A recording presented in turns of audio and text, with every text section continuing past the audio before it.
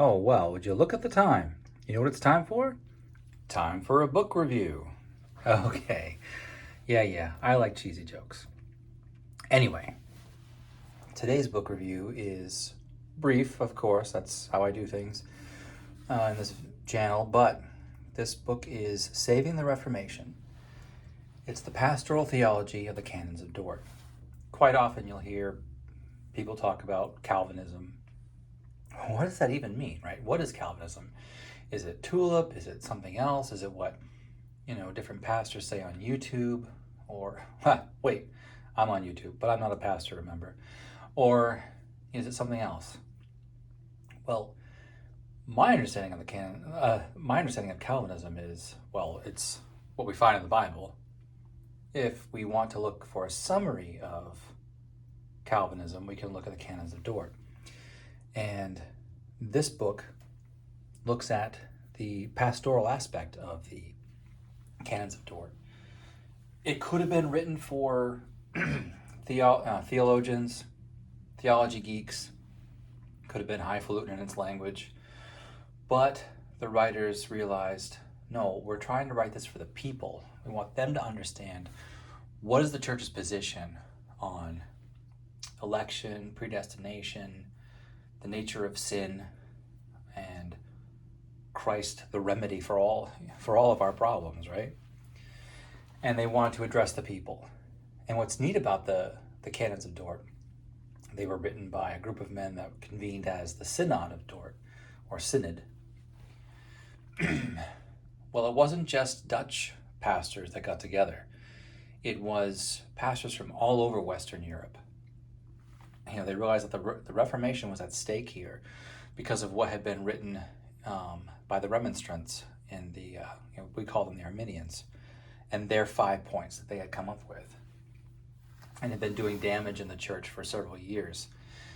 The Remonstrants of 1610, I believe, had caused kind of a problem in the church, not just the Dutch Reformed Church, but across Europe. And these pastors wanted to respond to that. And their response was the Canons of Dort, which they published in 1619. So this book goes through the Canons of Dort. Let's take a look at the book itself. So this is from Ligonier. That's where I got it from. And there's the ISBN if you want to take a screenshot there or pause the video, whatever you want to do. Hardcover. It has this, plasticky kind of, dust jacket. It's an attractive book, I think. So if you ever lost a dust jacket, it still would look nice. That nice cloth, hardbound book. So here in the table of contents, we have a foreword by Joel, I want to say Beakey. I don't know if that's right or not. I've only heard his name pronounced once, I think. Anyway, and there's the introduction, but then we get right into the theological background. So the new church and the new state, where the church was at that point. And the Reformation was pretty new. It was only 100 years on at this point. And then the Synod of Dort itself. Then we get into part 2. And it goes through the Canons of Dort. And it's just the text. Right, so let's have a closer look here. So here's the foreword by Joel, introduction, and then the historical and theological background. And in here, it talks about a bit of the politics for the previous few decades, talks about Arminius himself, and then talks about the Remonstrance of 1610. And the Remonstrance here was in 5 articles and a conclusion. And we call this Arminianism. So some people say, well, why are there 5 points of Calvinism? Well, it's to respond to the 5 points of Arminianism, or Remonstrance. And that's what they're trying to do. And then it talks about the Remonstrance, and then it presents the Synod of Dort, right? Explaining the composition of the Synod, who was part of it, who wasn't part of it, what they did, and So Arminius had died at this point, and the Arminians wanted to be part of the synod, or at least give testimony on the floor of the synod. And the members of the synod said, no way. We're going to send you questions in writing. You'll respond to us in writing, and then we'll deal with how to respond to you. And that's what they did. And I think they did a good job with their response to the Arminians. And then we just dig right into the Canons of Dort, right? And this is a new translation by the author. I believe the original was written in Latin, but you can correct me if I'm wrong on that, internet. And but it's not markedly different from what you can find online. Tend to be older translations, and so the language is a little less accessible. This is translated with our current understanding of English and Latin. And the first head of doctrine. So that what's neat about the Canons of Dort is it's divided into only 4 points, actually, because 2 of them are combined, right? And so we have the first head of doctrine, and he has all the articles. So these are the positive statements of what the synod believes. This is how they understand Scripture. And then it goes, and this is what messes people up sometimes. The rejection of errors. This is what they're saying they don't believe, right? So the synod rejects the error of those who teach, and then they have a quotation. Well, the quotation is something that the Arminians had told them in writing. They're one of their responses. And so they quote them, right? We quote, and they say they reject this particular error. And then they explain their thinking behind that rejection. So there's the rejection, what they say they don't believe, and then what they say they do believe after that. That's what kind of goofs people up. I had someone quote a rejection to me one time. Actually, it was actually rejection 3 right here. The imperfect obedience of faith. Someone said, that's terribly unbiblical. Yeah, I know. That's why the synod was rejecting it. So you agree with me that this thing promoted by the Arminians was bad. And that was just amusing to me. So the rejections can trip you up if you're not used to them. But it has the entire canons here. You know, there's the second head of doctrine, the death of Christ, the redemption of humans through that death. The third and fourth heads of doctrine, because they're combined, the corruption of humans and the conversion to God with its way of happening.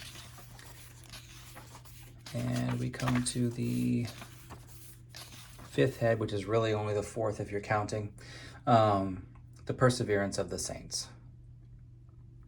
And the articles and the rejections. And so you just read the canons by themselves and the conclusion that they have. Now you go to the exposition of the canons. This is where the author goes through and he discusses each article and each rejection on its own. So here we go to Article 1. Man is lost in sin. And so he quotes in italics the text from Article 1 of the first head of doctrine, and then he discusses what this means and its application. And he does that with each of the articles, and then he goes on and does that with each of the rejections. So again, that quoted part, this is what we're saying, we don't believe the writers of the canons. And this is what they're saying they do believe. And so this is good stuff. This is really helpful. So if you are having trouble understanding the Canons of Dort, I think this would be helpful for you. And, you know, just it carries on that way. And you can see that there's a lot of great doctrinal teaching. This is a treasure trove of doctrinal teaching. And it's clearly written by men who care about the flock that they're shepherding. And then goes through a conclusion. Now, the appendices are where this gets really interesting. So he looks at our Arminius. This is a new look. So previous writings about Arminius have been overly glowing. And the author, Mr. Godfrey, wants to amend the record and just put some balance in it. Like, hey, he wasn't a perfect human being, and, you know, he wasn't made of marble. So let's let's look at it more realistically. And there's some surprising facts about Arminius that people would want to consider. Let's see. And that goes on for a while. That's in the appendices. And then we have general pattern of each head of doctrine and an outline of the Canons of Dort, which I thought was really good. I thought this was very well done. And then the relation of the positive articles of the canons to the rejection of errors. So there's a lot of repetition in the Canons of Dort. So in the first head of doctrine, Article 3 relates to rejection 9, right? Is what he's saying. So he's relating that for you. So just for quick reference. And I really think that, Godfrey did a great job in this book. I think this is definitely worth your time, worth your money, if you want to buy it, or maybe lobby to have your church buy it and then borrow it from your church's library, because this is really useful. And what we're seeing online now is a huge pushback to Calvinism, right? Remember, Calvinism is just a nickname. It's not what we mean. We don't mean that we're worshiping John Calvin. May it never be. Goodness gracious, it doesn't mean that at all. It just is a nickname to the doctrines about redemption that we find in Scripture. And writers have summarized those doctrines in the Canons of Dort. I think the canons do the best job of summarizing what are these doctrines that we call Calvinism, and I think the Canons of Dort do a good job of that. Now remember, the canons are completely subject to the authority of Scripture. So where the canons disagree with Scripture, you must reject what the canons say at that point and go with what Scripture says. But this is what this book is for, so that you can read what the writers of the canons wrote, and then you can search the Scriptures to see if these things are so. And that's what we should do. We should be good Bereans like that. Well, anyway, I highly recommend this book. I'm really glad I added it to my library. I really enjoyed reading it. And I think it's useful in clearing the air about what Calvinism is. So remember, there's that online pushback, a lot of channels geared entirely towards fighting Calvinism, which is just bizarre to me. But anyway, that's where we're at. And so for fellow Reformed folks, and even if you're not Reformed, but you're Calvinistic or lean Calvinistic, this can help kind of clear the air for you and just understand, well, what did the writers of the Canons of Dort even believe? Well, it's written right here, and it's what they reject is what they're accused of believing. Even to this day, we're accused of believing, this meticulous control determinism. And the writers of the canon say, no, we reject that also, where it makes God the author of sin. God's not the author of sin. So that's one of the things that this book touches on, which I think is useful. Anyway, I hope you enjoy that, and I hope you have a great day.